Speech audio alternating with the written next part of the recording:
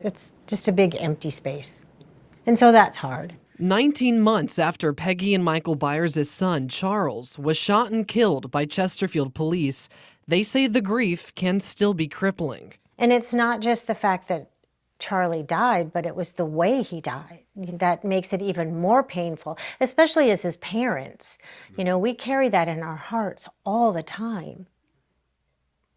He just deserved better. As CBS 6 has previously reported, before his death, Peggy brought Byers to HCA's Chippenham Hospital as he was suffering from schizoaffective disorder. But what she didn't know is that while inside, Byers was arrested by a Richmond police officer and taken to jail for kicking a nurse. The family filed a lawsuit in 2023 against HCA and Richmond, alleging that Byers should not have been removed from the hospital given he was under a temporary detention order.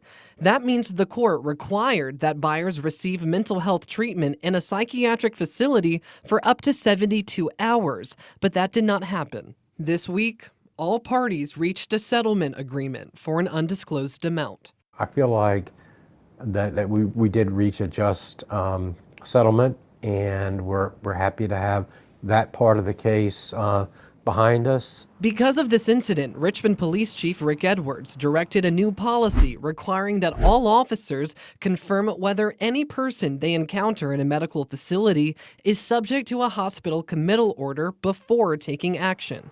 And HCA says it also implemented new policies to ensure that vital patient information, including TDO status, is effectively and directly shared with law enforcement, assuming custody of former patients. And so I feel like this is something Charlie would be 100% for, is making sure that the people who are most vulnerable are being taken care of in the way they need to be taken care of. And it could have, had it happened in July of 2023, it would have saved Charlie's life, because he never would have been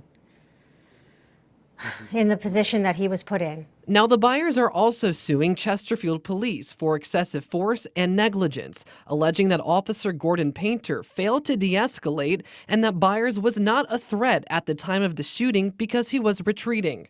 Police have stood by the officer's actions, arguing that Byers was threatening, did not comply with commands to drop the hatchet he was holding, and that they were responding to a 911 call reporting that he had attempted to break into people's homes. Now, federal judge Roderick Young has denied Officer Painter immunity. Citing the body camera video, Judge Young says, at the time Officer Painter begins to shoot, Mr. Byers is backing away. Mr. Byers makes no movement toward the officers, and the hand holding the hatchet does not so much as flinch. In sum, there was no basis for Officer Painter to believe that Mr. Byers was a threat to either officer. I'm gratified that the judge saw from watching the body camera footage what actually happened. And Chesterfield police declined to comment on pending litigation, but court filings show that county attorneys are appealing the judge's decision to deny their request to dismiss the claims. Now, of note, at this point in the process, the judge views the allegations as true and a favorable light to the plaintiffs. I'm Tyler Lane for CBS 6 News.